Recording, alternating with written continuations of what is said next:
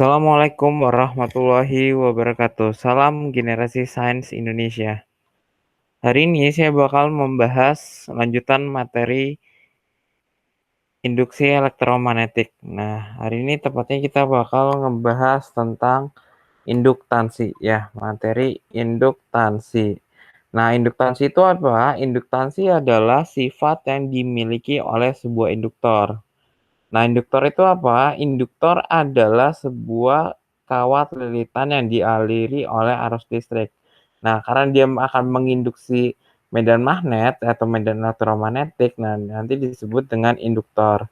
Nah, kalau misalnya dulu kita pernah membahas tentang resistor. Nah, resistor itu adalah alatnya. Nah, sifatnya resistansi, menghambat. Nah, begitu juga dengan kapasitor. Kapasitor adalah alatnya, sifatnya adalah kapasitasi, menyimpan muatan. Nah, kalau induktansi adalah sifat dari induktor ya. Nah, induktansi itu apa? Induktansi adalah ya pengaruh perubahan arus pada suatu lilitan terhadap besarnya electromagnetic field atau medan elektromagnetik yang ditimbulkannya. Jadi besarnya pengaruh arus, jadi hubungan antara arus dengan besarnya medan elektromagnetik ya. Medan elektromagnetik yang ditimbulkan oleh kumparan tersebut. Nah, seperti kita tahu bahwa kawat yang berarus listrik akan menghasilkan medan elektromagnetik. Nah, kemudian di sini yang pertama adalah induktansi diri. Nah, induktansi diri adalah induktansi yang dimiliki oleh sebuah induktor. Nah, di sini kata kuncinya adalah satu buah induktor. Jadi lilitannya di sini adalah satu. Nah, suatu electromagnetic field dapat diinduksi pada lilitan berarus oleh perubahan medan magnet yang dihasilkan oleh arus pada lilitan tersebut. Nah, bahwa besarnya L sama dengan N dikali flux per I, atau bisa diganti menjadi L sama dengan N dikali delta flux per delta I. Delta itu apa? Delta adalah perubahan. Jadi flux akhir dikurang flux awal. Begitupun juga dengan delta I, berarti arus akhir dikurang dengan arus awal. Nah, di sini ada keterangannya bahwa L sama dengan induktansi diri, satuannya Henry. Nah, N adalah jumlah lilitan, flux magnet, ya ini ada tanda flux magnet, lambangnya ada, satuannya adalah Weber, WB ya, singkatan dari Weber, I adalah arus listrik, satuannya adalah ampere. Nah, kalau kita membahas materi sebelumnya tentang GGL induksi, besaran GGL induksi sama dengan N dikali delta flux per delta T. Nah, nanti bisa diubah bahwa N kali delta flux ini sama dengan L dikali I. Nah, L-nya berupa konstanta, jadinya nanti GGL sama dengan L dikali DI per DT atau delta I per delta T. Nah, di sini ada dua rumus ya jadinya. Ini rumus yang pertama, ini rumus yang kedua. Bedanya apa? Rumus yang pertama ini menyatakan hubungan antara L dengan fluxnya, antara induktansi dirinya dengan fluxnya. Sedangkan rumus yang kedua ini menyatakan antara hubungan GGL-nya atau tegangan listriknya dengan L-nya, induktansi dirinya. Seperti itu. Nanti berikutnya kita akan ke contoh soal. Nah, untuk contoh soal yang pertama, perhatikan. Ya, untuk contoh soal yang pertama, perhatikan soal yang pertama. Sebuah induktor atau kumparan memiliki besar induktansi diri 10⁻³ Henry. Arus yang melewati kumparan mengalami perubahan dari 1 ampere menjadi 2 ampere. Nah, berarti di sini yang diketahui yang pertama ada L-nya. 10⁻³ Henry. Nah, kemudian arusnya dari 1 ampere menjadi 2 ampere. Nah, ada perubahannya. Ya, perubahannya atau selisihnya adalah 2 dikurang 1, yang akhir dikurang yang awal. Menjadi 1 ampere, ada selisihnya ya. Nah, berarti selama atau dalam waktu 0,2 detik, berarti itu delta T-nya. Nah, besarnya GGL-nya, berarti GGL sama dengan L dikali delta I per delta T. L-nya 10⁻³ Delta I-nya tadi 1, delta T-nya adalah 0,2. Berarti 1 dibagi 0,2 hasilnya adalah 5. Ya, berarti 10 pangkat minus 3 kali 5. Atau GGL sama dengan 5 kali 10 pangkat minus 3 volt. Ini adalah tegangan atau gaya gerak listrik yang ditimbulkan oleh kumparan tersebut. Ya, itu ya. Jadi di sini nanti tinggal masukin persamaan bahwa GGL atau S sama dengan L dikali delta I per delta T. Delta I-nya tuh dapat dari selisih 1 ke 2, berarti kan selisihnya 1. Ya, delta T-nya adalah 0,2. 1 bagi 0,2 itu adalah 5. Berarti 5 kali 10 pangkat minus 3 volt. Itu soal nomor 1.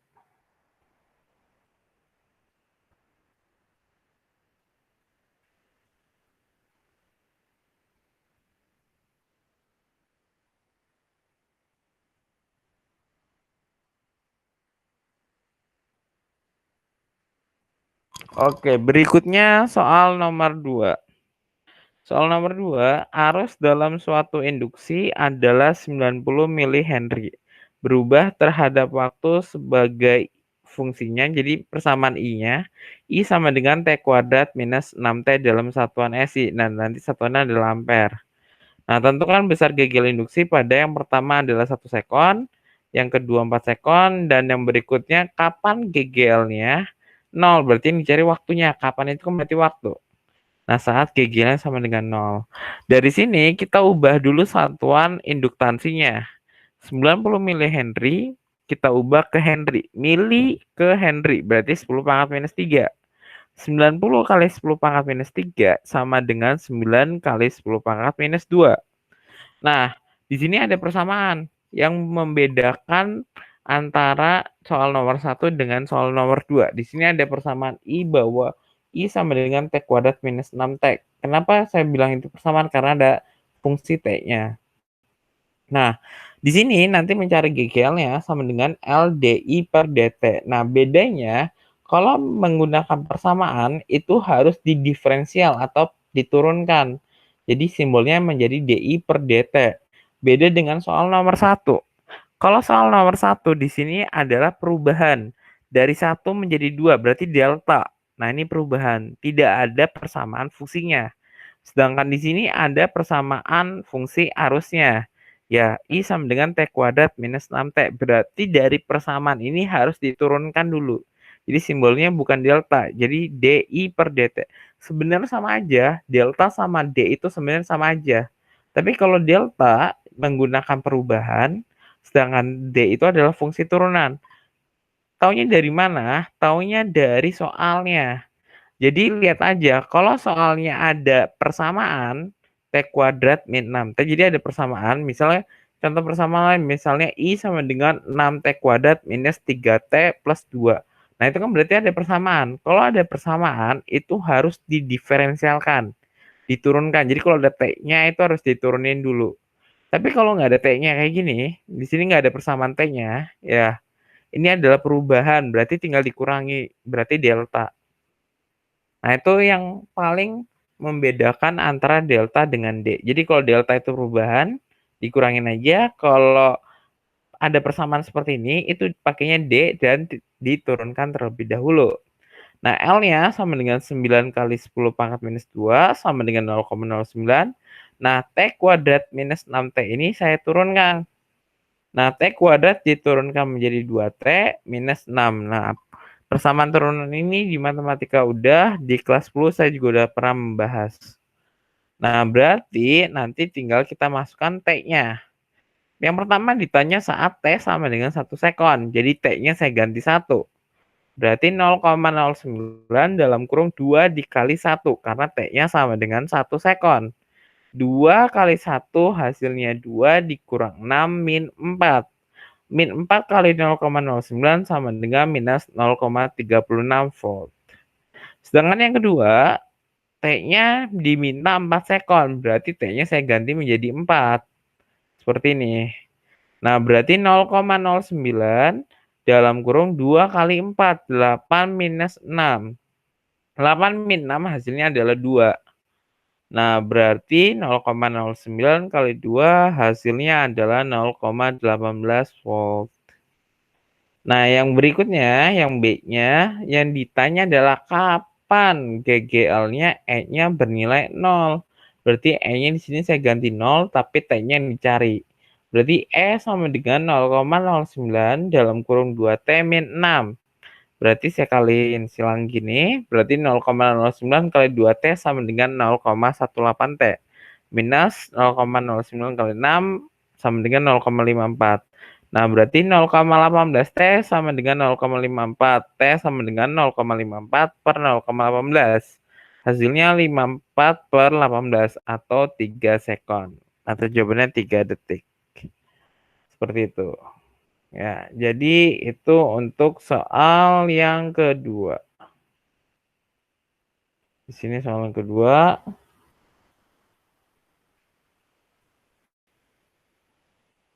Ini yang B-nya. Nah, paling jadi jelas banget yang membedakan soal pertama dan soal kedua. Soal pertama menggunakan delta karena ada perubahan. Ya, awal ke akhir ya, ada perubahannya. Sedangkan soal kedua menggunakan fungsi D atau diferensial karena dia ada persamaannya, ada rumus T-nya. Jadi T kuadrat min 6T. Seperti itu.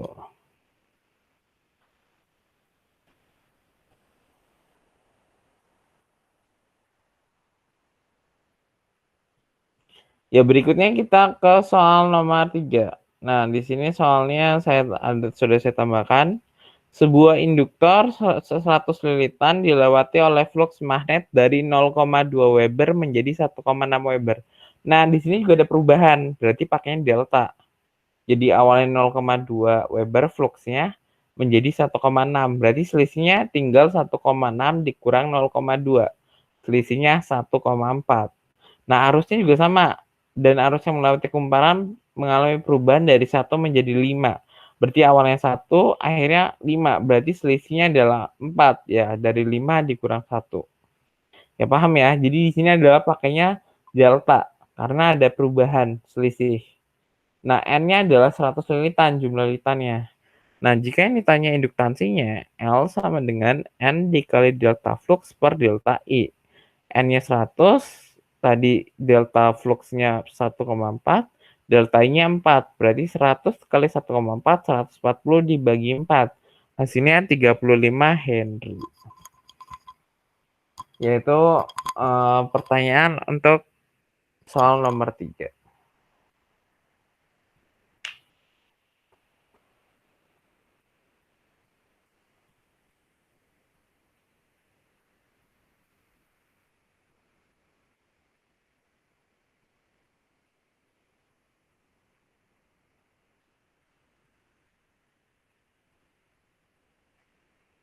Oke, berikutnya untuk soal nomor untuk materi selanjutnya yaitu contoh induktansi pada solenoide panjang. Nah, kalau untuk solenoide panjang nanti rumus GGL-nya masih sama ya, bahwa E sama dengan L dikali delta I per delta T. Nah, tapi yang membedakan apa? Yang membedakan adalah di sini nilai L-nya. Induktansi dirinya sama dengan L sama dengan pi R kuadrat dalam kurung mu 0 kali N kuadrat per L. Ini kurang per ya. Harusnya di sini kasih per L atau dibagi L. Nah, pi R kuadrat itu apa? Pi R kuadrat adalah luas permukaan lingkarannya karena dia bentuknya lingkaran. Permukaannya berarti luasnya A dikali mu 0 dikali N kuadrat per L. L di sini beda dengan L yang ini. L yang besar adalah induktansinya, sedangkan L kecil adalah panjang solenoidenya. Nah, di sini saya bisa tulis rumusnya di atas yang ini. Ya, bahwa L besar sama dengan mu 0 dikali N kuadrat, N itu tadi jumlah lilitan, dikali A luas permukaannya, per L. Nah, nanti kalau luasnya nggak ada bisa diganti menjadi pi R kuadrat, bisa dijabarin. Nah, ini untuk induktansi yang diri, kalau solenoidenya cuma satu. Nah, gimana kalau solenoidenya ada dua? Kalau solenoidenya ada dua, Nah, nanti solenoida 1 ini akan dipengaruhi oleh solenoida yang pertama. Jadi solenoida yang kedua akan dipengaruhi oleh solenoida yang pertama. Nah, jadi nanti kalau solenoida yang pertama diberikan arus listrik AC ya, tegang bolak-balik, maka yang kedua akan mendapatkan arus listrik juga karena dipengaruhi oleh yang pertama. Nah, ini disebut induktansi mutual atau induktansi bersama. Nah, lambangnya adalah M. Ya, kalau tadi itu lambangnya L, di sini lambangnya adalah M. Nah, untuk M sama dengan mu0 dikali N1 kali N2 dikali A per L, atau yang kayak gini. Berarti L atau M ya, di sini menjadi M, karena induktansi bersama M, ya saya ganti aja di sini menjadi M.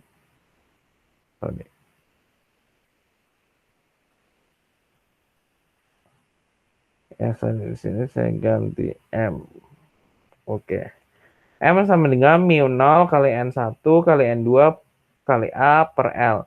Bedanya apa? Bedanya di sini. N1 dan N2. Karena lilitannya ada 2. Barangkali jumlah lilitannya bisa beda. Ya, misalnya yang pertama di sini 100, yang kedua 20, berarti 100 kali 20. Nah, beda halnya dengan yang induktansi diri ini. Kalau ini kan lilitannya cuma 1, berarti N-nya cuma 1. Tinggal N kali N, berarti jadi N kuadrat. Ya, atau N1 kali N1, berarti kan N1-nya kuadrat, berarti N aja, N kuadrat. Nah, kalau di sini, N-nya harusnya dikuadratin, tapi kan N-nya beda. N1 sama N2-nya kan nggak sama, berarti N1 kali N2. Ya, sebenarnya rumusnya sama, cuma bedanya di sini aja. Ya, kalau yang di situ N-nya kuadrat, karena cuma 1, di sini ada N1, ada N2. Karena lilitannya ada 2. Nah, itu untuk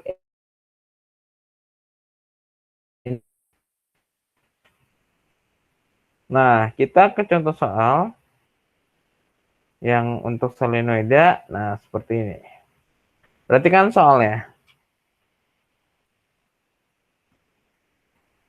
Ya, dalam sebuah induktor yang memiliki panjang 20 cm. Nah, di sini ada L kecil kan?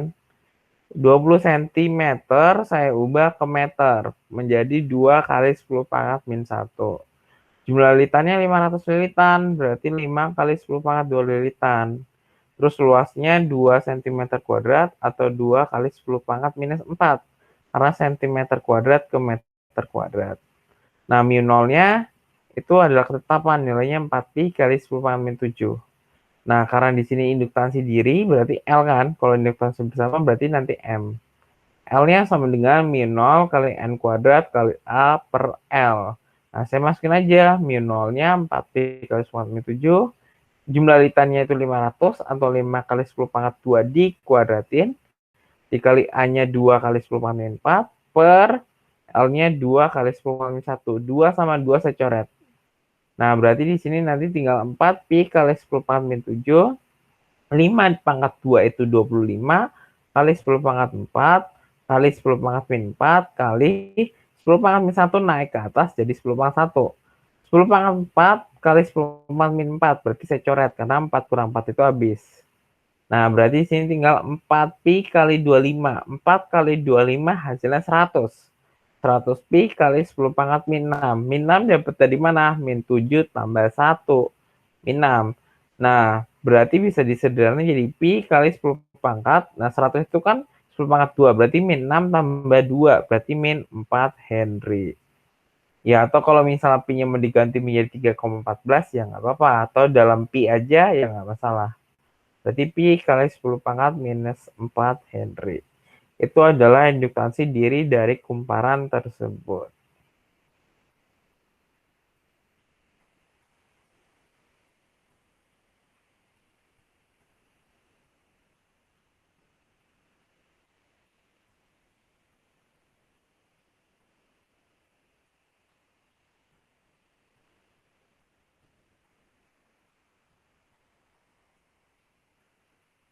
Oke, berikutnya yang terakhir dari materi ini adalah energi yang tersimpan dalam induktor. Nah, energi yang tersimpan dari induktor, penjabaran dari sini ya, dari beda potensial, terus menjadi daya. Nah, saya langsung ke persamaannya. Ya, di sini ditulis U, tapi saya biasanya menggunakan E untuk energi. Ya, bahwa E sama dengan 1/2 L dikali I kuadrat.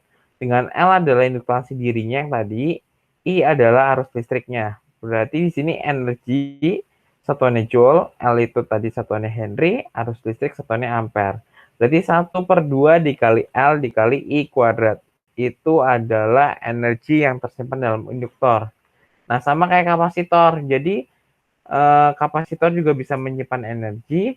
Nah, induktor juga sama, ya, menyimpan energi juga. Jadi kalau kapasitor sebenarnya fungsinya untuk menyimpan muatan, kalau induktor itu untuk menyimpan energinya. Oke, energinya itu 1/2 kali L kali I pangkat 2. Jadi I-nya kuadrat.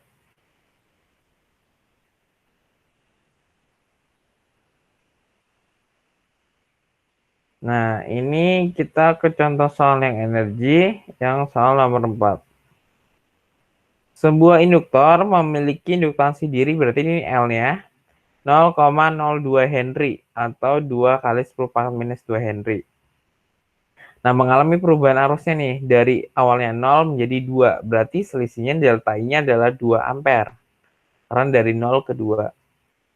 Nah, jika yang dicari energi, berarti E sama dengan 1/2 kali L dikali I pangkat 2. 1/2 kali 2 itu habis ya, karena L-nya kan tadi 2 kali 10⁻². Berarti tinggal 10⁻² kali 2 dikuadratin. 2 pangkat 2 itu 4 kali 10⁻². Joule. Atau kalau dijadiin desimal 0,04 Joule. Itu adalah energi yang tersimpan pada induktor tersebut. Ya tinggal E sama dengan setengah kali L I kuadrat. Nah, Pak, kalau misalnya nanti L yang nggak diketahui ya berarti nanti pakai cari yang L sama dengan ya N dikali delta flux per delta I. Ya, itu kalau L-nya belum diketahui, tapi di sini kan L-nya udah diketahui, tinggal masukin aja. Seperti itu. Sampai sini ada pertanyaan?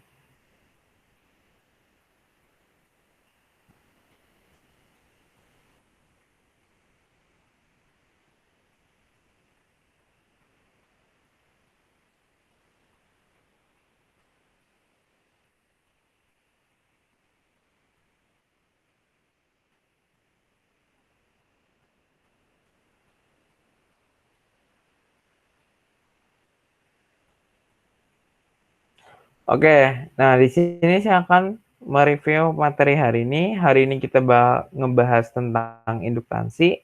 Nah, induktansi itu sifatnya dimiliki oleh induktor. Nah, induktansi itu nanti dibedakan jadi dua, ada induktansi diri dan induktansi bersama. Kalau induktansi diri itu induktansi yang dimiliki oleh sebuah induktor. Sedangkan induktansi bersama adalah induktansi yang dimiliki oleh dua buah induktor. Nah, induktor itu contohnya adalah solenoida panjang. Jadi nanti untuk persamaan L nih ya, pada solenoida itu seperti ini, beda lagi. Kalau pada induktor biasa yang ini, ya, sedangkan untuk solenoida nanti ya, rumusnya seperti ini. Sebenarnya sama, tapi rumusnya jadi beda. Oke. Nah, kemudian untuk solenoida yang induktansi bersama yang ada 2, tinggal nanti N-nya itu di sini ada 2, N1 sama N2. Nah, sedangkan energi yang tersimpan pada induktor adalah S sama dengan 1/2 dikali L dikali I kuadrat. Nah, itu materi kita pada hari ini. Nah, jika ada pertanyaan atau yang masih bingung, silakan ditulis di kolom komentar. Ya, kalau ada kekurangan, saya mohon maaf. Ya, sekian dari saya. Semoga dapat bermanfaat ya. Saya akhiri. Billahi fisabilil haq, fastabiqul khaira. Wassalamualaikum warahmatullahi wabarakatuh. Salam generasi sains Indonesia.